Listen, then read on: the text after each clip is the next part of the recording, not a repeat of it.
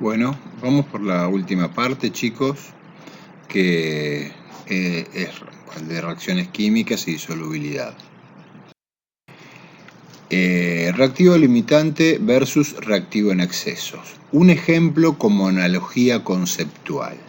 O sea, en vez de hacerlo químicamente, lo vamos a hacer con algo rutinario que nosotros generalmente hacemos, que son sándwiches de jamón y queso, y con eso vamos a poder relacionarlo con reactivo limitante, reactivo en exceso.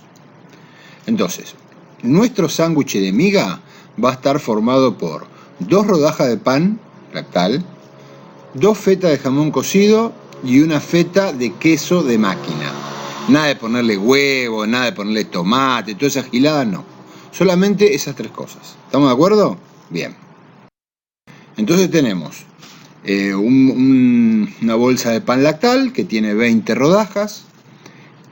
Compramos no sé cuántos, 200 gramos de queso y nos dieron 9 fetas. Y compramos 400 gramos de jamón cocido y nos dieron 72 fetas. Pero recuerden que tenemos todo esto para hacer sándwiches que tienen 2 rodajas de lactal, 2 fetas de jamón y queso y una feta de queso de máquina. Bien, si nosotros hacemos el primer sándwich, utilizamos 2 rodajas de lactal, 2 fetas de jamón y una feta de jamón de máquina y nos quedan 8 de feta de jamón y queso, 18 rodajas de pan y 70 fetas de jamón y queso. Empezamos a hacer todos los sándwiches y terminamos haciendo 9 sándwiches de jamón y queso. ¿Y terminamos? ¿Por qué terminamos? ¿Se acabó todo? No. El queso se acabó. Usamos las 9 fetas porque hicimos 9 sándwiches. De todas las rebanadas que teníamos de pan lactal, utilizamos 18. Y del jamón y queso, del jamón que teníamos, utilizamos de las 72 fetas, nos quedaron 54. Y terminamos los sándwiches. Entonces, ¿cuál es el reactivo limitante? El que se acabó, o sea, el queso. ¿Cuáles son, en este caso, los que están en exceso? El pan está en exceso porque sobraron 2 rodajas y el jamón también está en exceso porque sobraron 54 fetas. Bueno, ahora vayamos a la química. Nosotros ahora vamos a aplicar la teoría, este cuento del jamón y queso para relacionarlo con la química. Y tenemos una reacción química que son 2 moléculas de monóxido de nitrógeno, 2 moléculas de oxígeno que nos dan 2 moléculas de dióxido de carbono. Entonces, ¿cuál es el reactivo limitante? ¿Cuál es el reactivo en exceso? Y fíjense el dibujo y van a ver, miren, las moléculas de NO son las azules y rojas. Las de oxígeno son las rojas y las de NO2 son las azules y rojas, pero tienen 2 rojas y un azul, porque el azul es el nitrógeno y el rojo es el oxígeno. Entonces, arriba teníamos oxígeno, que son las 2 rojitas, y teníamos monóxido de nitrógeno, que es azul y roja. Reaccionan, flechita, y después tenemos abajo un montón de moléculas de dióxido de nitrógeno. Pero fíjense que en un círculo tenemos moléculas de oxígeno que no reaccionaron. Y no encontramos moléculas de monóxido de nitrógeno. Entonces, ¿qué podemos sacar como conclusión de todo esto? Que el reactivo limitante era el monóxido de nitrógeno, porque no hay más. Y el reactivo en exceso era el que sobró, en este caso el oxígeno. ¿Está bien? Bueno, entonces, reactivos limitantes. El reactivo limitante es el reactivo que se presenta en la cantidad estequiométrica más pequeña. En otras palabras, es el reactivo que se terminará primero. En este caso, en este ejemplo, tenemos el hidrógeno, que va a reaccionar con oxígeno para formar agua. Y fíjense que el hidrógeno se acabó todo, que el hidrógeno son las 2 pelotitas blancas, y después que terminó la reacción quedaron algunas pelotitas rojas unidas. Y entonces nos damos cuenta que el reactivo en exceso es el oxígeno. Bueno, acá tenemos la formación del agua, tenemos hidrógeno y tenemos oxígeno que reaccionan y dan agua. Y dice, en un recipiente cerrado se prepara una mezcla de 2,40 moles de oxígeno y 4 moles de hidrógeno. Se hace saltar una chispa, que sería un catalizador, y se produce la reacción de formación de agua indicada más arriba. Pregunta, ¿cuántos moles de oxígeno reaccionaron? ¿Cuántos moles de hidrógeno reaccionaron? ¿Cuántos moles de agua se forman? Y acá les da unas pautas. Dice, con 2,40 moles de oxígeno podrían reaccionar 4,80 moles de hidrógeno, según la reacción química. Pero solo hay presentes 4 moles de hidrógeno. Luego quedará oxígeno sobrante sin reaccionar.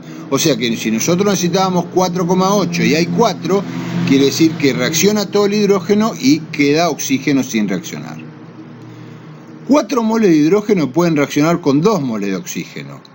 Como hay presentes 2,4 moles de oxígeno, quedarán 0,4 moles de oxígeno sobrantes sin reaccionar. Después dice, 4 moles de hidrógeno reaccionan con 2 de oxígeno y se producen 4 moles de agua. Y ahí está contestando todas las preguntas que estaban arriba, ¿no? Y el cuarto dice, el resultado de la reacción es que se consume todo el hidrógeno, reactivo limitante, se producen 4 moles de agua y quedan presentes sin reaccionar 0,4 moles de oxígeno, reactivo en exceso. O sea, conclusión, el hidrógeno actúa como reactivo limitante.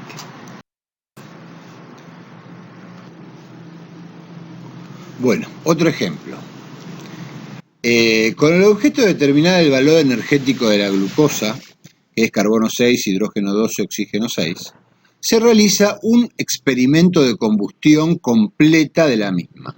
Cuando hablamos de combustión completa decimos que quemamos toda la glucosa con oxígeno y como productos tenemos solamente dióxido de carbono y agua. Eso es una combustión completa. Se preparan 2,30 gramos de glucosa y 2,30 gramos de oxígeno, o sea, la misma cantidad de oxígeno y glucosa.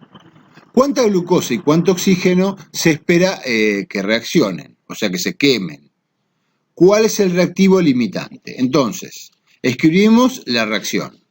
Entonces es una molécula de glucosa, 6 moléculas de oxígeno, que nos dan 6 moléculas de dióxido de carbono y 6 de agua. Esa sería la reacción completa de la combustión y balanceada. Segundo, calculamos la cantidad en gramos de glucosa que reaccionaría con el oxígeno presente. Bueno, hacemos todos los cálculos como hicimos en el problema anterior y nos vamos a dar cuenta que es 2,15 gramos de glucosa.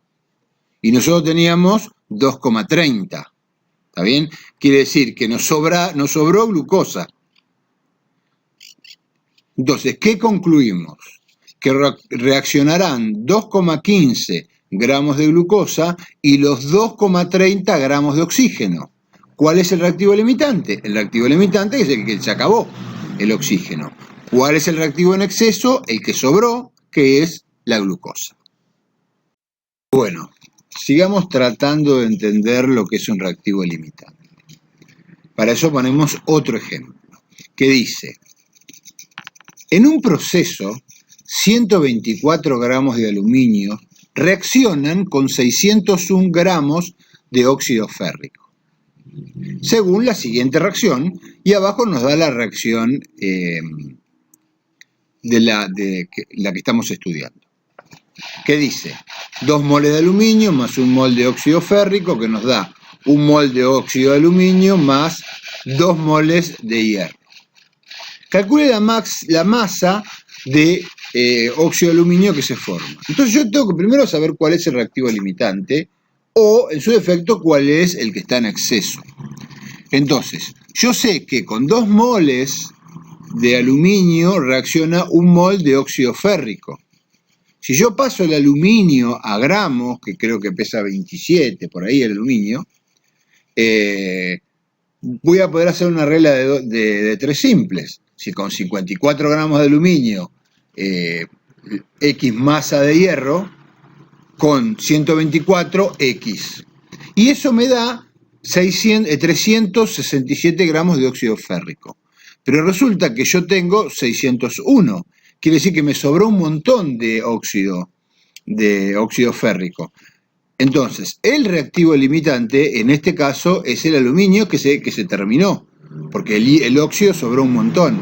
Entonces, para hacer los cálculos y saber cuánto se forma de óxido de aluminio, voy a tener que usar la masa de aluminio que tengo, no la masa de hierro, porque es el que está en exceso.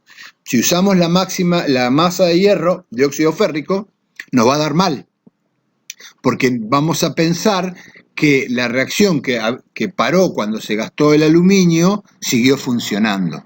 Y eso no es cierto, porque cuando se gastó todo el óxido férrico, el aluminio ya hace mucho que se había gastado. Entonces esa reacción no siguió funcionando.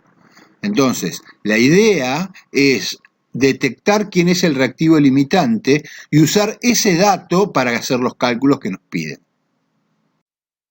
Bueno, acá tenemos otro ejemplo. Bueno, en este ejemplo dice, la urea, y ahí da la fórmula, se sintetiza a escala industrial por la reacción entre amoníaco y dióxido de carbono. O sea, el amoníaco que es NH3 y el dióxido de carbono que es CO2. Queda urea y agua, H2O y urea que la tenemos escrita ahí arriba. Por conveniencia metodológica se prepara una mezcla de reactivos con una proporción molar amoníaco-dióxido de carbono 3:1. Escribamos y ajustemos la reacción. Entonces ponemos la reacción química y después la ajustamos y nos da 2 amoníacos más un dióxido de carbono que me da una molécula de urea más una de agua. Determinamos el reactivo limitante. La proporción estequiométrica de amoníaco y dióxido de carbono es 2:1, porque tenemos 2 moles de amoníaco y 1 mol de dióxido de carbono. Si se prepara una mezcla de proporción molar 3:1, el exceso, ¿cuál va a ser? El amoníaco, porque en vez de meter 2, metí 3. Y el reactivo limitante es el dióxido de carbono, porque necesitaba 1 y puse 1. Que es quien determina la cantidad de urea que se va a producir. O sea, yo estoy regulando la producción de urea controlando la cantidad de dióxido de carbono. Y después dice, calculamos el rendimiento teórico con la cantidad de urea que se puede producir a partir de la cantidad de dióxido de carbono utilizada, que es el reactivo limitante, 60,06 gramos. Bueno. Rendimiento de una reacción. El rendimiento teórico es la cantidad de producto que resultaría si todo el reactivo limitante reaccionara. ¿Estamos de acuerdo? Eso sería lo ideal. El rendimiento real es lo que realmente sucede. Es la cantidad de producto que realmente se obtiene de la reacción. ¿Y cómo sacamos el rendimiento porcentual de la reacción? El rendimiento porcentual de la reacción sería el rendimiento real, o sea, lo que tendría que dar si estaría todo perfecto. El rendimiento real sería lo que da la reacción en las condiciones que la estamos trabajando. El rendimiento teórico es lo que tendría que haber dado si todo estaría perfecto, multiplicado por 100. ¿Se entiende? Resultado real dividido resultado teórico por 100 nos va a dar el rendimiento porcentual de la reacción. Bueno, en el transcurso real de una reacción química suele haber factores que hacen que se obtenga una cantidad de productos menor a la que corresponde a la estequiometría de la reacción. Por ejemplo, la existencia de otras reacciones secundarias competitivas que generan subproductos, o sea que gastan reactivos y no producen los productos que nosotros necesitamos. Rendimiento teórico de un producto es la cantidad de ese producto que se espera obtener, en teoría. por la estequiometría de la reacción a partir de las cantidades dadas de los reactivos. Depende de la cantidad de reactivos en que se parta en la reacción. Rendimiento real, eso es lo que verdaderamente obtenemos, lamentablemente, de un producto.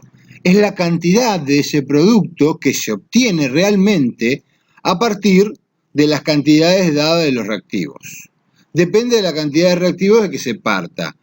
Generalmente el rendimiento real, como mucho, puede ser igual, en los mejores casos, al rendimiento teórico, que nunca pasa. El rendimiento real siempre es menor que el rendimiento teórico, porque siempre la reacción puede llegar a tener algún inconveniente. Rendimiento porcentual o rendimiento de un producto. Rendimiento porcentual, que es el rendimiento real, o sea, lo que la generó verdaderamente la reacción, dividido lo que teóricamente tendría que haber rendido, o el rendimiento teórico, multiplicado por 100. Es independiente de las cantidades de reactivos que se parta, porque claro, al hacer una división, ya el rendimiento porcentual es independiente del numerador y el denominador. Bueno, acá tenemos un ejemplo, la síntesis industrial de urea a partir de amoníaco y dióxido de carbono tiene un rendimiento del 79,4%.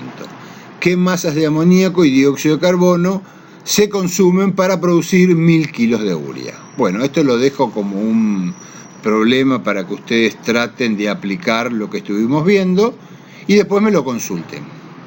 Bueno, espero que les haya servido y nos vemos en el próximo video, o nos escuchamos.